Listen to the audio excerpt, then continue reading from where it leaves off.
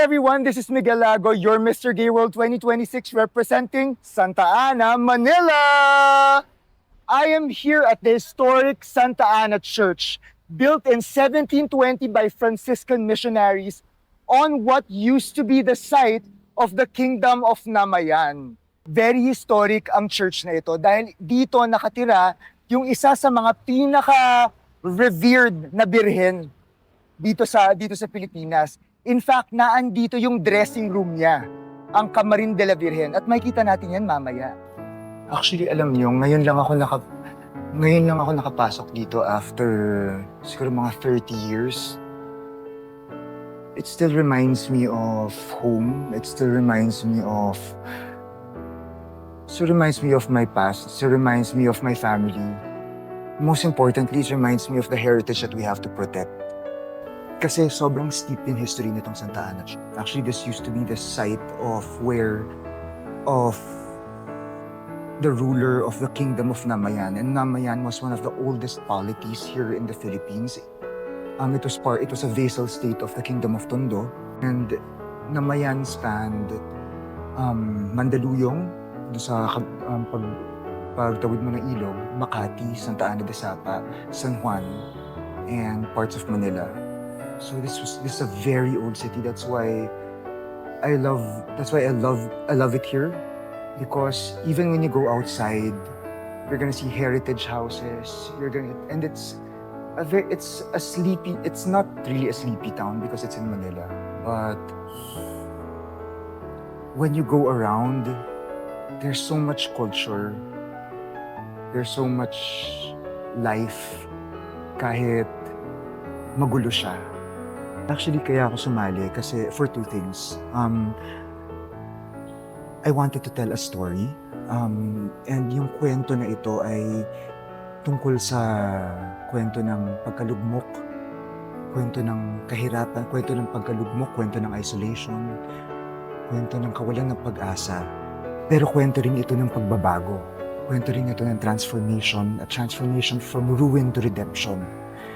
And yung hope ko sa pagsali ko dito sa pageant is may ma-inspire akong mga tao na malaman nila at ma-realize nila na ay wait lang, may pag-asa pa pala ako. My past doesn't define me. My mistakes don't define me. There's still hope for me. And kahit isang tao lang yung ma-empower at ma-inspire ko doon, okay na ako. One of the things that I'm thankful for is yung faith ko.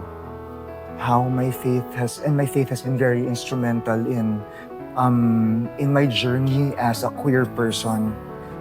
In fact, if it wasn't for my faith, if it wasn't for for the realization that God loves me and God has a plan for me, I would not be here. I would not be here right now. That was that voice inside of me that kept saying, "Don't give up." I will, because I am a person living with HIV for the past 15 years. It's actually my 15th year anniversary of being undetectable. Ang ibig sabihin ng undetectable ay hindi mo na pwedeng mapasa. It is impossible for you to pass on the virus sexually to anybody because the virus is very repressed. It's suppressed inside of your system that it does not have the ability to replicate itself anymore. So, kung undetectable ka, you're as good as normal. Pero you will always be HIV reactive because the antibodies are there. Kaya you have to magpa-test. Kailangan mo pa rin magpa-test.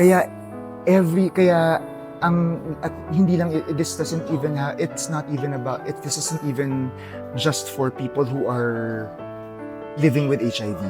This is for everybody, regardless of their diagnosis. We all have to get tested regularly. 6 months, yes, yun talaga yung standard, 6 months, para maprotektahan natin yung sexual health natin at yung sexual health ng ibang tao. Kasi responsibilidad natin yung accountable tayo sa sarili natin na ma-make sure na tayo ay malusog, tayo ay maayos na namumuhay. I've had HIV since 20 10. Parte ako ng isang statistika. In fact, now the 15 to 24 age range is is the highest increasing demographic testing positive for HIV.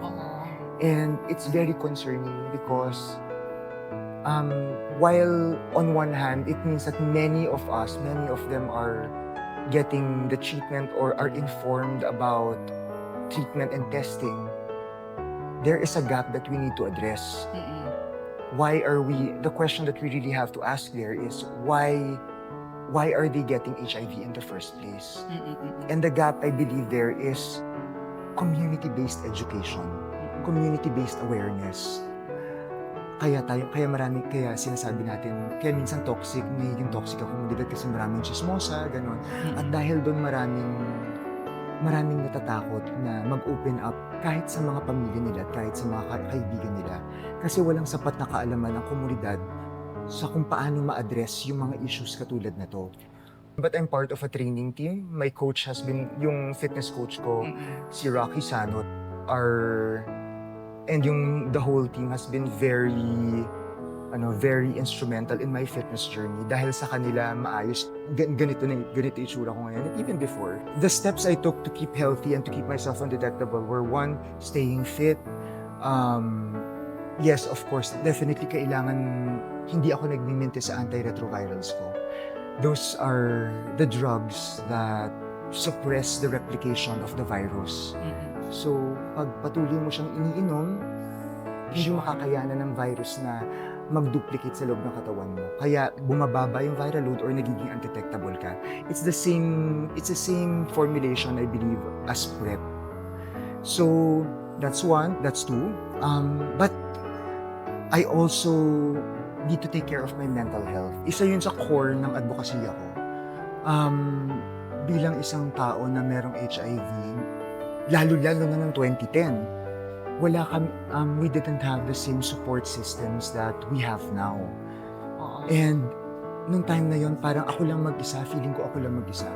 Dahil doon I turned inward, I isolated myself from family, from community, from friends who can help me, even from the systems that were there to support me. And it was very difficult. Marami sa amin, hindi lang ako, pero marami sa amin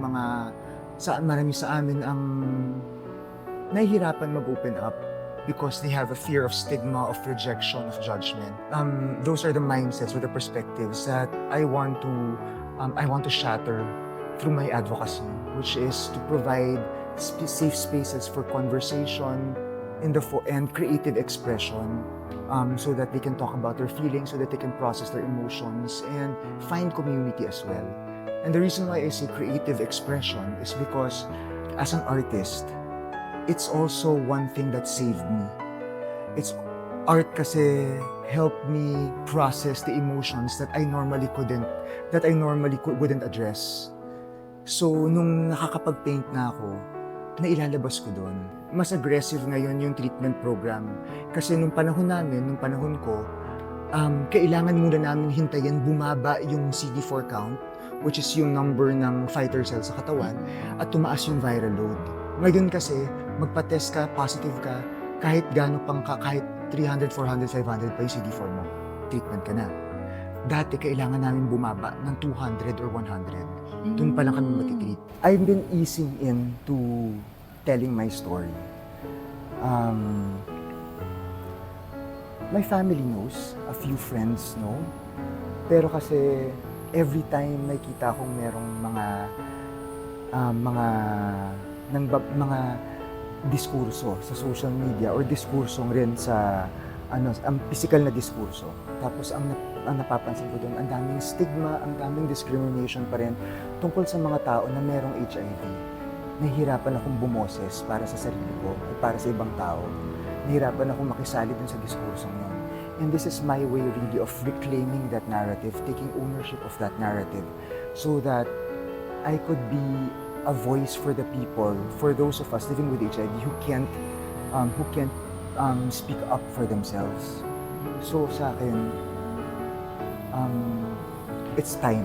It's time. Our Lady of the Abandon was actually an image brought from Valencia to Manila. And isa itong venerated image, and she represents the people who were shunned by society. So people who were orphans, people living with HIV, people dealing with mental health issues, especially the LGBTQ plus community. Lahat ng mga tao na walang komunidad, siya ang kumukup. At siguro fitting rin, no, dahil kaya ako Santa Ana. Kasi ang birhen ay tungkol sa komunidad. So ngayon nagki-create tayo ng komunidad. Pero hindi natin nakita yung loob kasi bawal. Kailangan nating dumaan sa matinding proseso. Pero thankfully may mga konting shots, kasama nung birhen, may konting footage para lang ma-appreciate yung kung ganong kaganda at kung ganong ka-majestic yung si Mama Mary doon. Okay, 3 fun facts about me. Okay, 1, yes, as you may have guessed, I am a history buff. I love history. I am a nerd. 2 is I am a bookworm. So I have this huge collection of books at home. Percy Jackson, yan, lahat ng yon, lahat ng kay Rick Riordan. Plus mga political books, kasi nagmana ako sa nanay ko. And last thing about me is that dog show ako. So hindi na ako puro seryoso. Super dog show rin ako minsan. Pero single na single ako ngayon. And ready to mingle. And ready na to mingle, yes. Pero after the pageant na, pag may corona na tayo, I've always been pitted. You have pitted me against Dre Arias. And he's really one of the biggest competitors. I don't even want to say threat kasi Dre and I are friends. We actually go to the same training team together. And it's an honor actually to be put alongside Dre, to be put alongside this friend, and to be put alongside this very inspiring, very empowering person. His story has so much meaning, especially to all of us who are searching, who are still in the closet, to all of us who are afraid of coming out. And I hope yung story rin ni Dre also encourages people to do that, also encourages people to find their voice, in the same way as my story also wants to inspire people to find their voice. If you want to vote, I will please click on the link or please go to Sysprotect. I will send the link to you, Doc. Pero if you want to vote for me, please do. I'm Miguel Lago, Santa Ana, Manila. Voting is still open until June 25, 11:59 p.m. So, if you believe in my story, if you believe in my advocacy, if you believe in the power of stories to create conversations and community, if you believe in uplifting each other, please vote for me.